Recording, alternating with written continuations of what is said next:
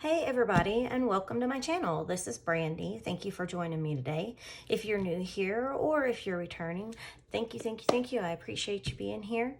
I enjoy making this content and I hope you enjoy watching it. So I had someone ask in the comments how I use my teacher planner decoratively and functionally. And by the way, thank you so much for that comment. I really appreciate it and I hope this helps. So rather than design 3 layouts on camera, I went ahead and decorated them, and then that way I can show you how maybe I would write in them. So the pen that I'm using is a .38 Muji. This is a very, very fine point pen. I love fine point pens, so it makes it a little bit easier to write, but you can use whatever you want. So this is the setup that I use in my planner currently. I've gone through several different iterations of how things could look, and this is what works best for me. The best thing about a teacher layout, if I pull this out here, is that when you've got both pages, if you cover this up, it's kind of like a blank slate for you. So anyway, so I use this area as decoration. And then this side for me is, and I just covered up the July so I could write it here a little bit bigger. So I just pulled some pages out from the July calendar. And the way that I use it is I have my lesson plans here.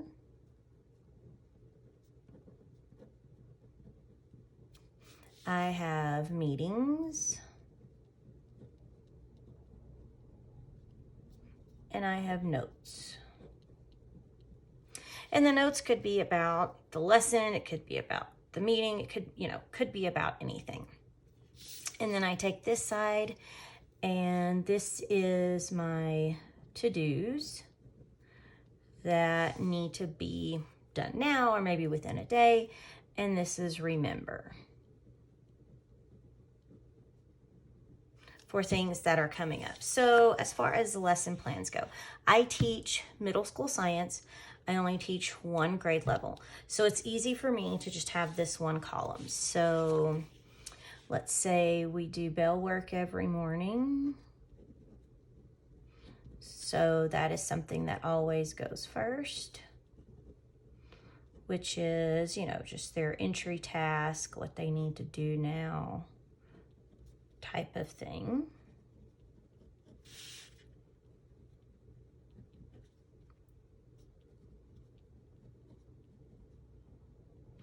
And so let's say on Monday, we're going to start talking about light waves. So we have activities that we use as a hook to get the students interested. So, and then we could have interactive notebook activity.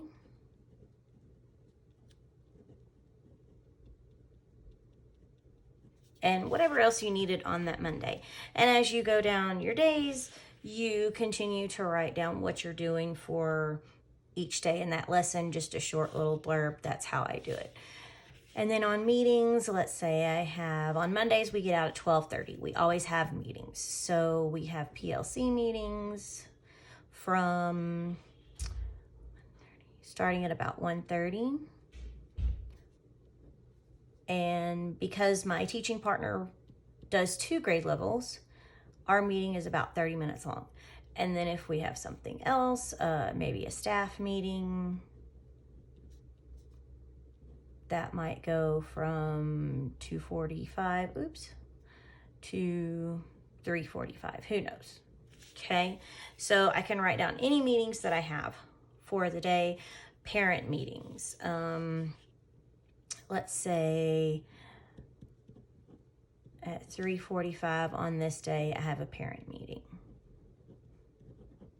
And of course, I could write down who the meeting was with.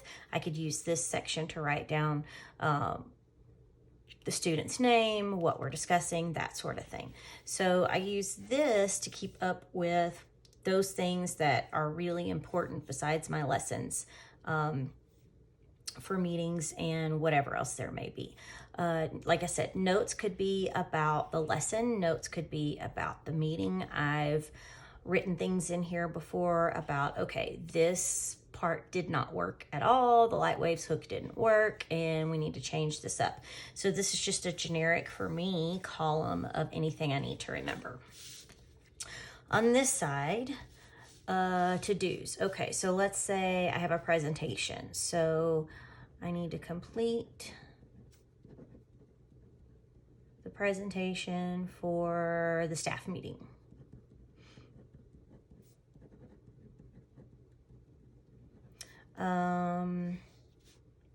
Sometimes we have district meetings. I have a district meeting, but I need to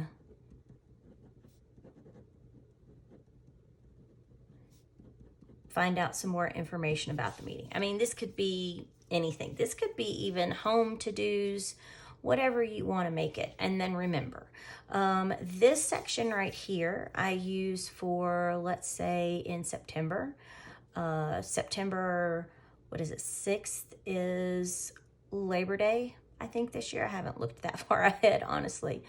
So that's a holiday.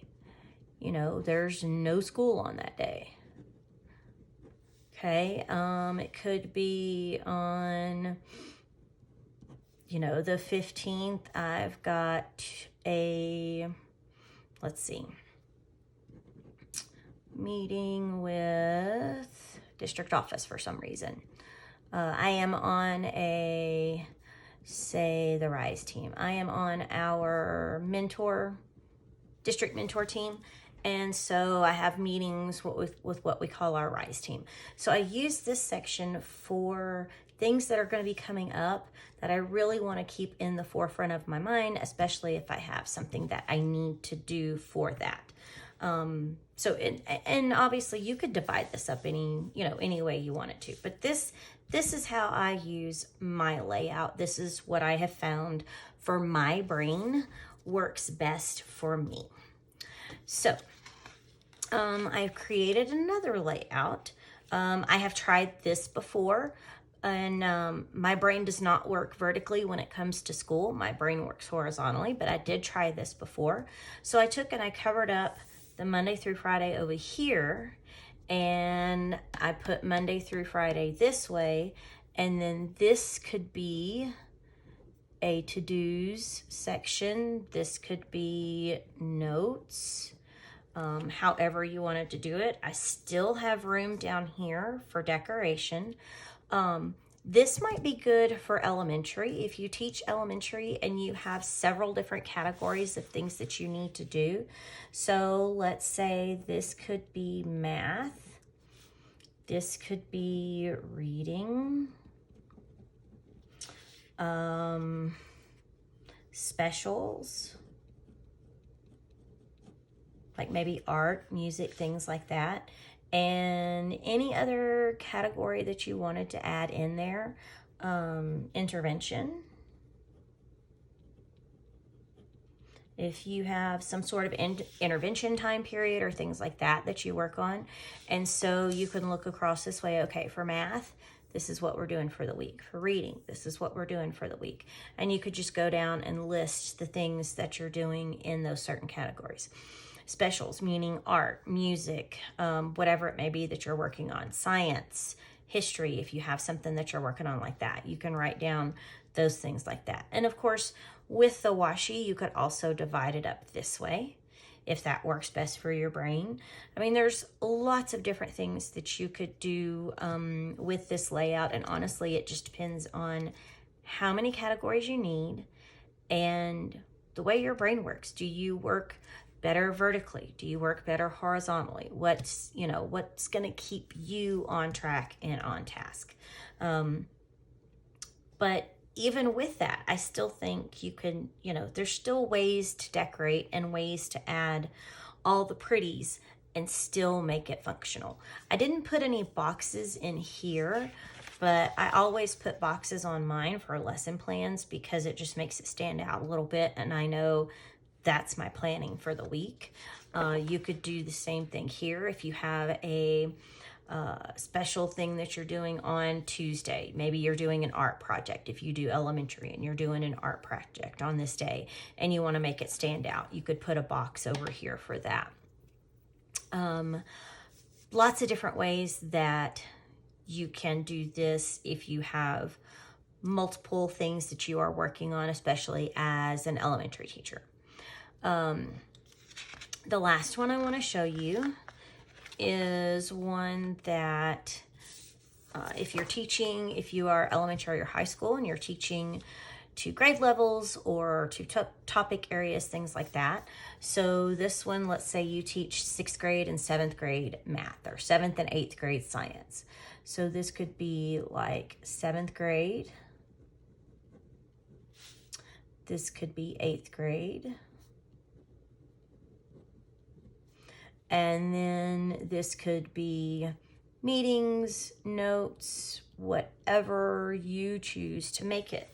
You could also use this as an elementary spread. If you basically have 3 categories that you're working on in elementary, maybe you want this to be reading, maybe you want this to be math, and maybe you want this to be specials or whatever you need to put here. And then you have all of the things that you're doing that week on this side. For me, for the way that my brain works, it's important for all of the things that I need to do in the week to be together on this side.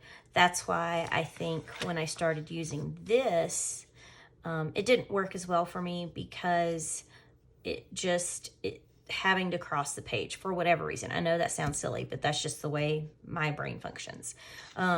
So, I mean, you can do it like this. I just put a box around it.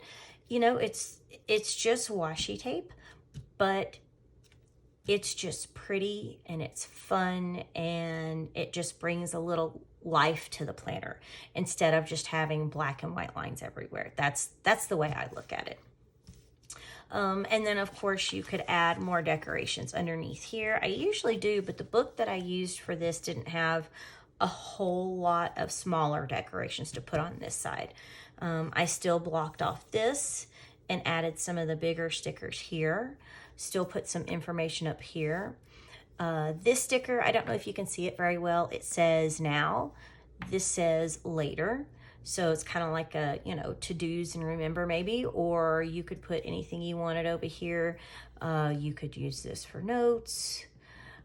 You could use this for next week. If you want to do some pre-planning for next week, you could divide this into next week and say Monday, Tuesday, Wednesday, Thursday, Friday, or Monday, Tuesday, Wednesday, Thursday, Friday, however you wanted to do it. Really, the options are endless as when it comes to this teacher layout, how you want to do it. The main thing is figuring out the way that your brain works, vertically, horizontally, and the categories of things that you need. That's really important. Figure out the main categories that you need to take care of. Figure out where you want them. Do you want them all on one side? Do you want them going this way? And then that can kind of guide you in how much room you need and where you can put all your decorations. This is a big happy planner. I went down to using a classic last year and I didn't have enough room for decorations, so I went back up to a big because I just wanted to use all the stickers. So anyway, I hope this is helpful. I just want to show you the books that I used for this. For this one right here, this is the Teacher Pressed Florals. Well, it's not necessarily Teacher, it's just Pressed Florals from the Happy Planner. This one is a really good one because it's got lots of different sayings, lots of different things that you can use for decoration. And then it's got lots of boxes divided up by color. So if you want to use particular colors one day, or you want to make it a rainbow spread, or whatever you want to do with your plans for that week, this one is a really good one for multiple colors. So that's what I used for this one right here. And then the washi tape I got from Amazon. It's this right here. It was in a very large set that had all kinds of different colors in it. Obviously, if you use a thinner washi, you don't take up room in the boxes. If you need more room, you could also do that.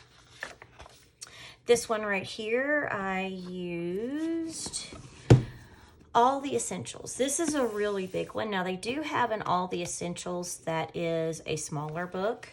And in All the Essentials, it's very neat because it's got lots of different patterns, lots of different themes. Let me put it that way. So you've got this theme right here. This is the one I used for this particular spread. You've got all of those boxes in there that you can use. You can cut the boxes, you can change the boxes. This one right here, like this box right here has a cutout on it like this because it's made for a monthly, but you don't have to use it in the monthly. You can use it here, and if you don't like the notch, just cover it up with a little decoration. There you go. And then the last one, again, I used the All the Essentials book. Again, this is a really good one. This is the one, this is the pattern or the theme that I use here. This right here, these two boxes that I made for this and this, I took one of these boxes and just cut it up. I cut the Daydream off, and then I just made it the size that I wanted and used it up here as header boxes. Don't be afraid to cut your stickers. Don't be afraid to change the stickers. They're your stickers. Do what you want with them. And the last thing that I used was colorful boxes. Again, this is another big one. These are the expensive boxes, but I did catch these on sale. And these have exactly what it says, colorful boxes. Any color that you can think of or want, bright colors, pastels, there's foils, there's neutrals. So if you're looking for a functional book with lots of different colors, this one is a really good one. So 3 different layouts that work for different types of brains and different types of categories. So this is the one that I use here. This is one that you could use for, well, really anything, but maybe elementary math, reading specials, intervention, however you want to do it. And then again, this one here, this one you could also use for elementary and put the main 3 categories you need here, or if you do multiple grade levels or multiple classes, if you're high school and you do astronomy and anthropology, you know, you have the different categories that you can use right there. So I hope this helps. I hope this gives you some ideas of different ways that you can use the teacher layout if you are a teacher. If you like this video, please hit the like button. If you want to see more of my videos, please hit the subscribe button. And if you have anything that you would like me to do on this channel, please, please, please let me know. Thank you so much for the comment, and I hope you have a great week and a great day. Bye-bye.